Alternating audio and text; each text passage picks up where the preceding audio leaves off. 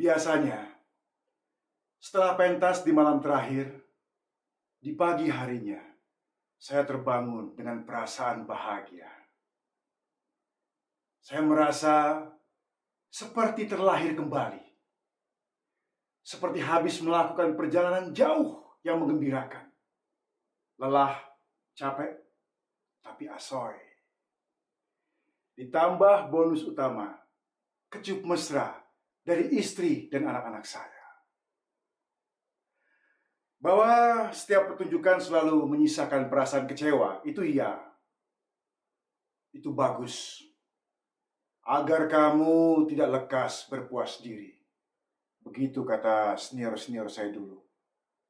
Ya, walaupun saya berproses di teater itu bukan untuk mencari kepuasan. Biasanya pula, kekecewaan yang saya alami sebagai pemain setiap kali habis pentas tidak akan sanggup merebut kebahagiaan saya, apalagi menyurutkan semangat saya untuk kembali berlatih. Tapi kali ini agak beda. Setelah pentas terakhir tadi malam, pagi ini saya terbangun dengan pikiran dan perasaan yang kacau. Setelah pentas tadi malam, saya terus-menerus dirundung murung. Saya tidak tahu apa sebabnya. Saya cari-cari, saya pikir-pikir, saya gali. Tidak ketemu. Sebenarnya saya bisa saja meleburkan diri saya ke dalam buku-buku atau game online. Tapi tidak bisa. Kegelisahan ini terlalu besar untuk diabaikan. Saya harus cari jawabannya. Kemudian saya mandi dan bergegas menuju ke tempat kami berlatih, yang kebetulan juga tempat kami pentas. Sampai di sana, saya langsung masuk ke gedung pertunjukan. Kebetulan saya kenal dekat dengan petugas keamanan yang berjaga di sana. Di dalam gedung pertunjukan, saya duduk di bangku penonton. Menatap panggung yang kosong melompong. Sesaat saya merasakan ketenangan dan kedamaian. Dan entah dari mana, muncul gairah. Gairah yang menggerakkan kaki saya untuk melangkah ke atas panggung. Sampai di panggung saya perhatikan, ternyata lantai kayu panggung ini belum dipel, belum dibersihkan. Kemudian muncul gagasan untuk menggelapkan seluruh lampu gedung pertunjukan. Ya, tapi sebelumnya saya ke gudang untuk mencari-cari lampu. Di gudang saya menemukan sebuah lampu ultraviolet portable. Saya cek, nyala. Ya, jadilah.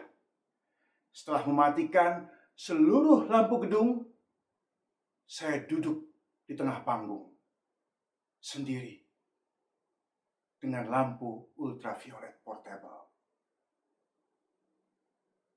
Suasana begitu mencekam dan dramatis. Kemudian, saya menemukan jejak telapak kaki dari pertunjukan semalam. Ya, jejak telapak kaki para aktor. Dari sana saya dapat tahu, di sana posisi saya, di sana posisi kawan-kawan saya. Lalu bangkitlah memori saya. Gerakan demi gerakan, dialog demi dialog, adegan demi adegan. Lalu timbul keinginan saya untuk menapaktilasi, untuk mengikuti jejak telapak kaki saya dari awal sampai akhir. Saya ambil lampu ultraviolet, saya ikuti. Kemudian saya terkejut. Karena setelah beberapa langkah, saya menyadari bahwa ternyata jejak telapak kaki saya dari pertunjukan semalam hanya ada kaki sebelah kiri Yang kanan tidak ada. Ini aneh sekali. Saya penasaran. Lalu saya telusuri terus. Saya telusuri dari satu titik ke titik lain, dari satu adegan ke adegan lain, sampai ke adegan ending di mana saya melakukan soliloquy. Hasilnya sama. Hanya ada jejak telapak kaki saya sebelah kiri.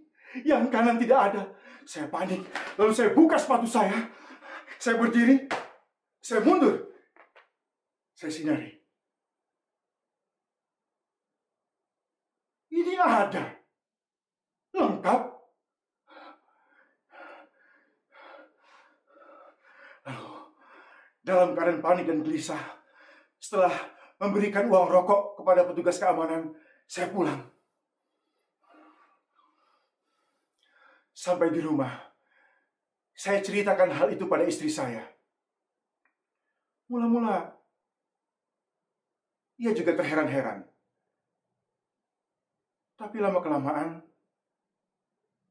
saya melihat senyum mengembang di bibirnya. Ini untuk pertama kalinya saya tidak suka melihat istri saya tersenyum. Saya curiga. Pasti ada apa-apa ini. Sayang, gimana menurut kamu penampilan saya tadi malam? Jujur. Lalu dengan sedikit berhati-hati dan sambil memegang tangan saya, istri saya mengatakan, "Mas, semalam itu Mas cuma kurang total." Saya? Kurang total? Orang yang selama ini menggembar-gemborkan tentang totalitas dibilang kurang total. Kepala saya terasa dihantam palu raksasa yang menyebabkan saya terbenam semakin jauh ke dalam kebingungan. Saya kurang total. Tapi tentu saja saya tidak bilang apa-apa pada istri saya. Saya berterima kasih atas komentarnya yang jujur. Kemudian saya sholat. Selesai sholat, saya ingat. Saya juga punya lampu ultraviolet portable. Saya ambil, saya nyalakan, saya matikan lampu kamar, lalu saya sinari sejadah tempat saya sholat tadi, persis di atas kaki saya berdiri. Gila, ini lebih parah. Jejak telapak kaki saya tidak ada dua-duanya. Saya panik. Lalu saya arahkan lampu itu ke lantai. Hah? Ini ada. Lalu ke lantai lain. Ada. Jejak telapak kaki saya di lantai ada. Saya panik. Kegelisahan saya semakin memuncak. Tak lama setelah itu saya mandi. Setelah mandi, saya berdiri di depan cermin. Saya pandangi wajah saya sendiri. Wajah seorang aktor yang sedang dirundung kemalangan.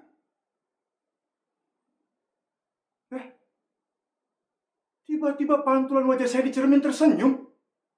Hei, kenapa kamu senyum-senyum?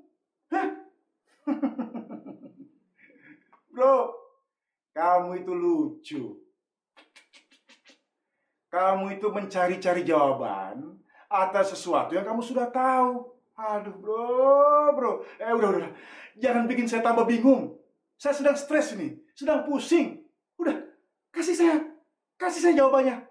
Beritahu saya, suapi saya. Masa saya dibilang kurang total? Saya kurang total. Kan kita sama-sama tahu saya benci dengan segala sesuatu yang tidak total, yang tidak menyeluruh. Saya benci misalnya dengan pengendara kendaraan, baik itu mobil atau motor, yang asik mengirim teks saat mereka sedang mengendarakan kendaraannya. Saya benci juga dengan orang yang ditanya apa, jawabnya apa. Karena mereka terlalu khusyuk dengan smartphone. Masa saya kurang total? Bro, sholat kamu gimana? Sholat. Ya, saya ingat sekarang. Belakangan ini, sholat saya memang kacau. Saya sering lupa jumlah rakaat. Saya sering lupa ini sudah rakaat keberapa. Saya juga sering lupa bacaan-bacaan sholat. Tapi kan itu sholat. Apa hubungannya dengan seni peran? Apa hubungannya dengan panggung? Hah? Coba. Jawab saya dengan jujur, sejujur-jujurnya. Apa menurut kamu permainan saya semalam tidak bagus? Bro, justru di situ masalahnya. Bro, kamu mengejar keindahan, bukan ketepatan.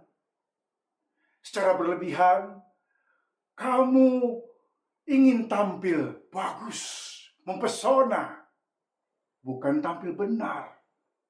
Secara berlebihan pula, bro, kamu ingin dicap kagum, ingin dikagumi.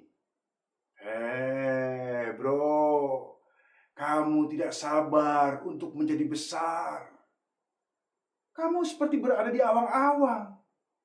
Itu mungkin yang menyebabkan jejak telapak kaki kamu di panggung tidak lengkap. Dan tentang sholat, bro, saat di teater, baik sedang latihan ataupun saat kamu sedang pentas, kamu punya kesadaran bahwa setiap dialog dari peran yang sama, di hari latihan yang berbeda-beda, di pertunjukan yang berbeda-beda, kamu punya kesadaran untuk tidak mengulang, tapi melahirkan kembali. Nah, tapi waktu sholat, gimana? Kesadaran itu sirna, lenyap. Waktu sholat, kamu hanya mengulang.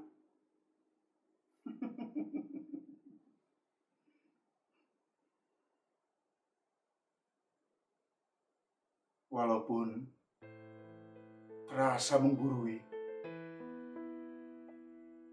tapi kata-kata pantulan wajah saya di cermin terasa ada benarnya.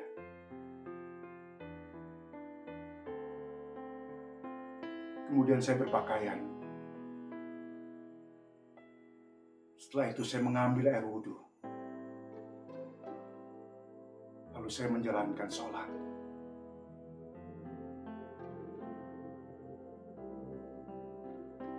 Saya curahkan diri saya sepenuh-penuhnya.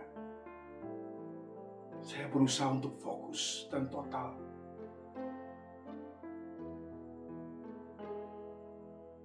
Saya baca perlahan-lahan setiap bacaan-bacaan sholat,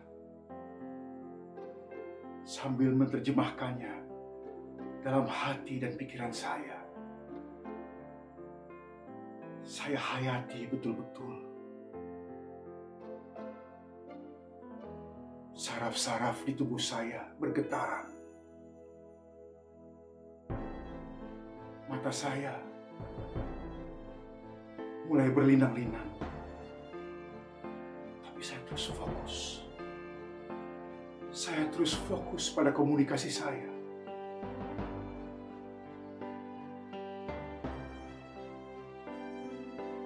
Selesai sholat, setelah berdoa, sebelum melipat sajadah, saya sempat melirik ke lampu portable yang ada di atas meja rias istri saya.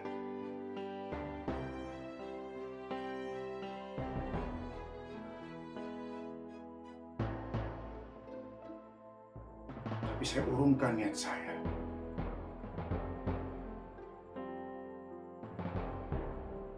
Saya ingin menjadi manusia yang sedang dan terus mengejar. Bukan aktor yang sudah mencapai.